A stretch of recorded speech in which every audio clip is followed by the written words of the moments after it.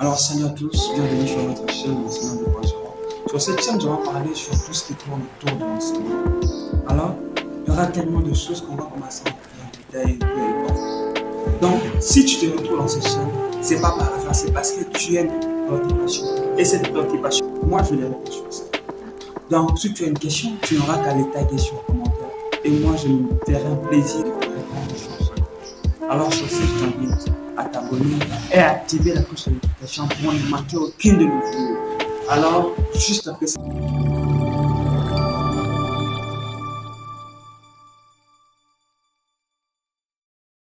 Donc aujourd'hui, nous allons parler sur l'histoire de la pédagogie.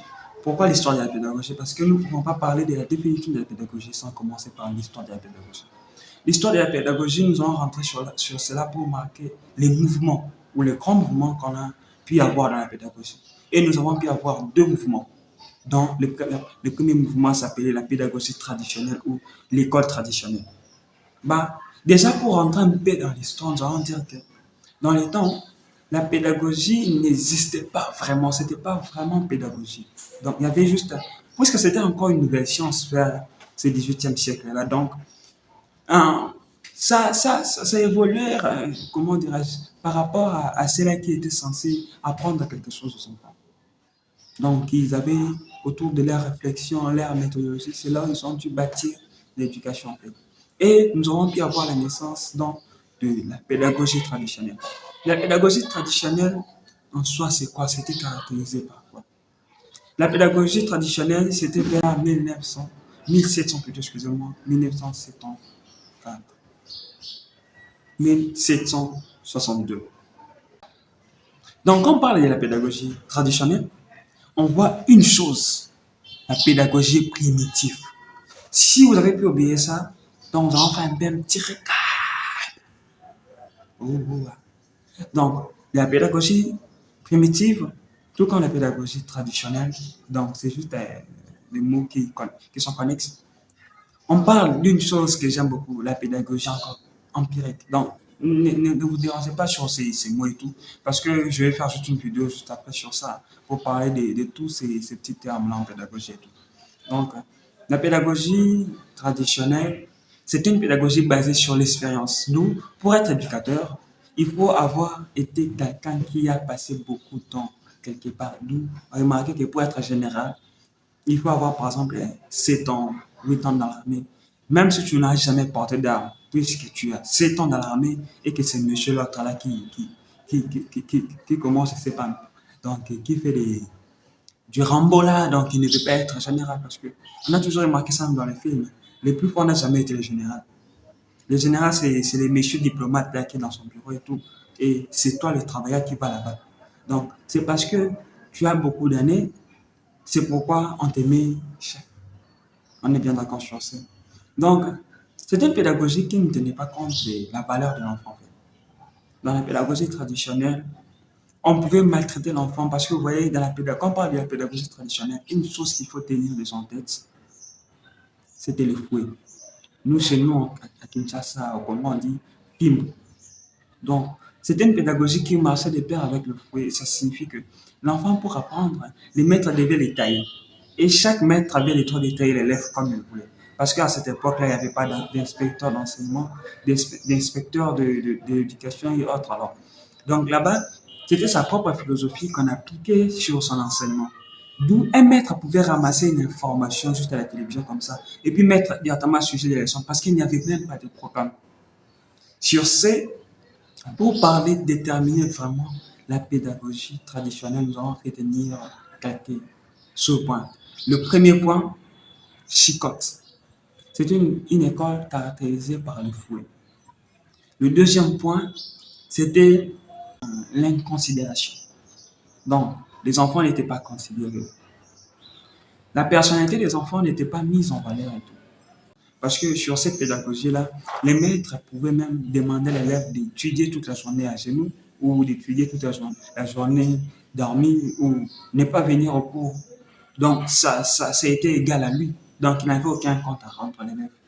Et c'était les maîtres qui déterminaient même les types de pédagogie qu'il faut enseigner. Donc, je ne sais pas vous, mais moi, j'aime pas. Moi, j'aime pas. Avec mes élèves, ça n'avance jamais. de venir leur imposer un truc, ça n'a jamais avancé. Donc, moi aussi, j'aime pas ça. J'aime pas ça.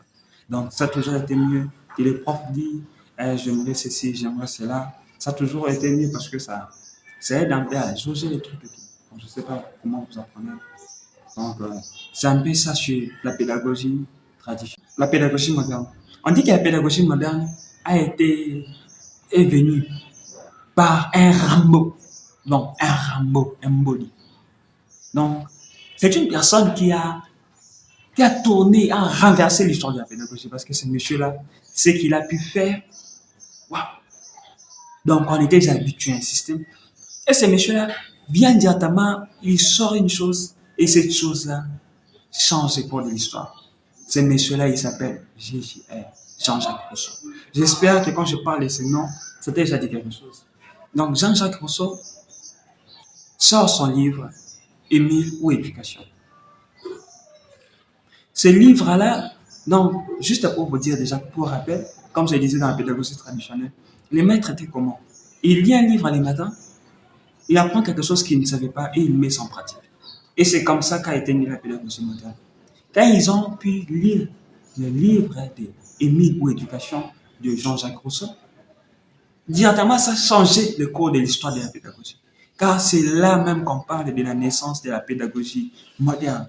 Donc ce type-là, c'était un fighter. Donc il a fighté contre tous les pédagogues, contre tous les éducateurs de cette époque-là. On changeait de méthodologie pour parler de la pédagogie moderne. Alors c'était quoi la pédagogie moderne? C'était juste l'éradication de tout ce qui était mauvais. Tout ce qui faisait défaillance du mauvais système passé. D'où on a remarqué qu'il y avait l'introduction des droits de l'enfant. L'enfant avait des mots à dire, l'enfant avait une pensée à lui et on devait tenir compte de cela. Mais ce qui m'étonne, c'est que cette chose-là s'est passée juste en une année.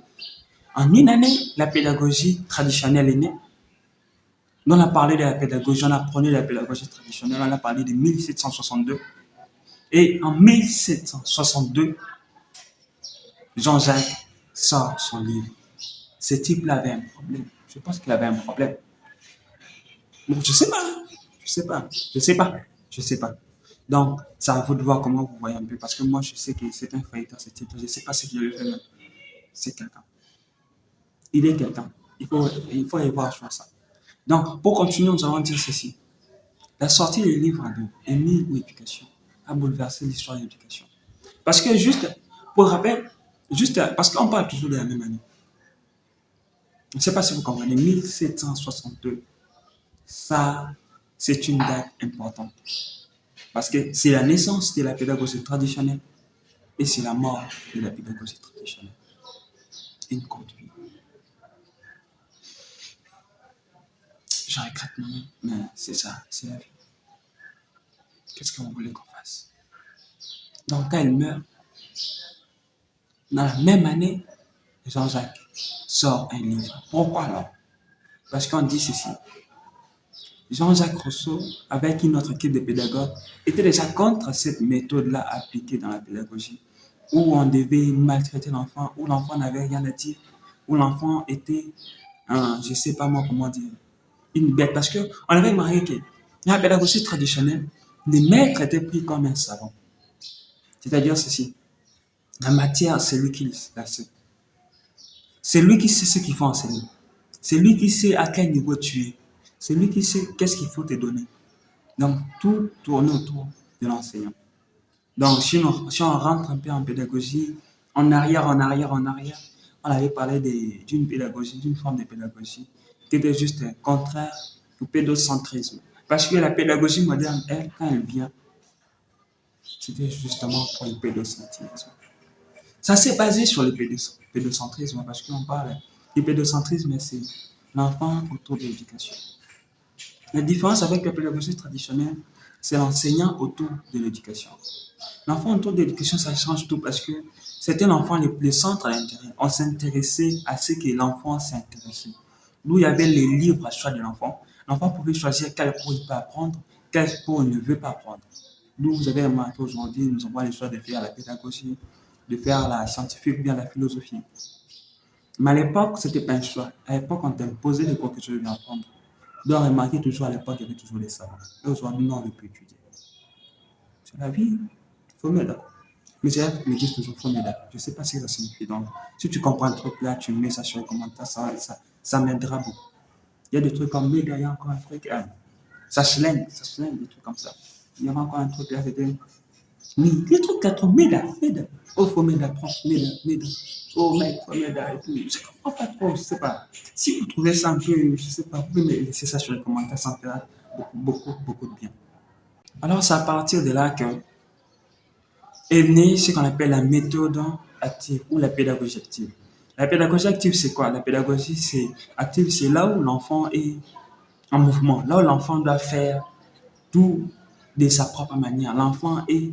C'est pas qu'on va être raccordé sur le pédocentrisme, mais c'est une continuité du pédocentrisme parce que là, on parle de l'enfant encore au milieu de l'enseignement, mais c'est l'enfant qui fait tout pour apprendre quelque chose. Donc, l'enfant, pour apprendre, devra fournir ses propres efforts, mettre ses propres recherches en marche. Donc, c'est juste différent. Aujourd'hui, c'est différent. C'est ce que nous appliquons aujourd'hui aussi, bien sûr. Donc, on parle du système LMD où l'enfant, où il y a peu de temps de cours et plusieurs temps d'aller faire des recherches. Donc, cette méthodologie-là nous a demandé à ce que l'enfant ait ce qu'on appelle les droits de l'enfant.